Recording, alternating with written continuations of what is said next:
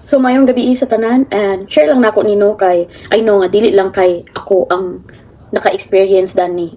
And sa una sa bata-bata pata ang atong kalipay bitaw kay mga gamay nga butang gusto ta mga sinina, mga pampagwapa, basta ay ka mga kaartihan sa kalawasan. Basta napaka sa mga 20s or something. Pero pag mutungtong na gani ka og 30, minimum gid na nga ka na edad yun. Mula pa sa gani ka sa kalendar, ang imong kalipay is tagaan na ka og mga gamit sa balay. So, today, nakalaag balik akong ungangan dire. Talag sara ka siya makalag karon kay kanang na siya ay problem ang god. So, mag-drive man siya. Kwan siya karon kanang na siya tambal. Ang sige siya pa check up.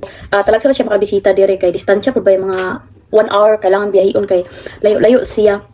Kami sa dire dili sa mi basa-basa kay wala ba mi sakyanan pud nga makakuan mi dito ga commute ba gid mi, so amo ra sad siyang kaagdon. So gikan sa birthday ni Jacob last niya nga bisita and today nakalag ra gid siya kay kanang gamingaw-mingaw siguro siya last week kay plano man gito siyang maglaag niya na postpone kay lain yung gibati kanang gahalap-halap yang mata. So sige siya gato sa doktor kay kanang naita kanang mga drops ihatag sa iyahap niya og kung magato siya sa doktor is gasakay siya kanang kuan Uber or Lyft yan na kanang dili ihang expenses sa kanang kuan gyapon sa insurance siguro na niya. Sumuto nga pagbot niya dire ganinan dala siya sa tarawa. Lipay kay ko bayot. So ako din yung hugasan man gud. Hugasan ako and tunahan kay ko kay wala pa ba kay may mga gamit dire nga mga kuan. So kita nga tigulang mata. Mo na tong kalipay nga dalhan ta sa mga gamit sa balay. So kalha, o di ba? Kanang gipalit do niya, gigamit ni niya.